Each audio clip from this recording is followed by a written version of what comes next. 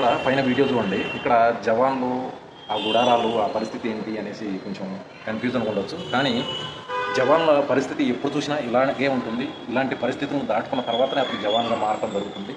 ఎండ, వాన, మంచు, చలి ఇటువంటి వాతావరణం అనేది చాలా కామన్ వాళ్ళకి. ఎన్నో కష్టాలు ఒక వ్యక్తి 60 సంవత్సరాల పాటు పడే కష్టము వాళ్ళు ఓన్లీ 15 ఇయర్స్లోనే ఆ కష్టాలన్నీ అధిగమించి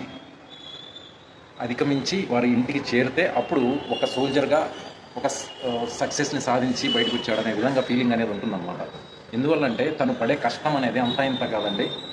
ఉదయం మనం నిద్ర లేచినప్పటి నుంచి అంటాం, అతనికి నిద్ర అంటే ఏంటో తెలియదు. రోజు మొత్తంలో మహా అంటే 2 to 3 hours మాత్రమే అతను రెస్ట్ తీసుకోవడం జరుగుతుంది. అదే ఫీల్డ్ ఏరియాస్లో, సిఏ ఆఫ్ ఏరియాస్లో ఉంటే అది కూడా ఉండదు.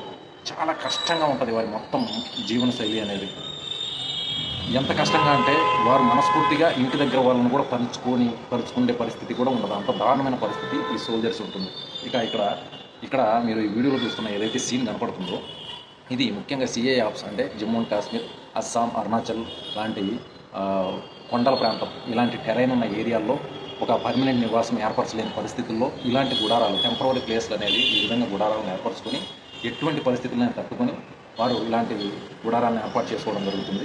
అలాగే కొన్ని చోట్ల ఏదైతే ప్రాక్టీస్ క్యాంప్స్ అని అంటుంటాం మనము, ఆర్టిలరీ గన్స్ ఇయర్లీ వన్స్ తప్పకుండా ఆ ప్రాక్టీస్ క్యాంప్ ఫైరింగ్ అనేది తప్పకుండా చేయడం జరుగుతుంది. మరీ ముఖ్యంగా ఈ ఫైరింగ్స్ అనేవి రాజస్థాన్లో జరగడం జరుగుతుంది. Mahajan range, Babina range, Pokhran range ఇలాంటి ప్లేసుల్లో. అలాంటి చోట కూడా టెంపరీగా 1 నెల 2 నెలలు ఉండవలసి వస్తుంది. అలాంటి చోట కూడా ఇలాంటి గుడారాలు ఏర్పాటు చేసుకొని జవాన్లు ఉండటం జరుగుతుందన్నమాట. అసలు వాళ్ళ జీవన శైలి అనేది, వాళ్ళు పడే కష్టాలు అసలు ఎక్కడైనా సర్వైవ్ అవ్వగలగరండి వాళ్ళు. అసలు ఇక్కడ అనేది వాళ్ళకి పర్టికులర్గా ఒక ప్లేస్ అవసరం లేదు. మీరు ఎలాంటి ప్లేస్లోనే తీసుకెళ్ళి పడేయండి, పర్ఫెక్ట్గా వాళ్ళ లైఫ్ని సాగించడం జరుగుతుంది. అంత గొప్పగా ట్రైన్ అవ్వడం జరుగుతుంది అన్నమాట మన ఇండియన్ సోల్జర్స్.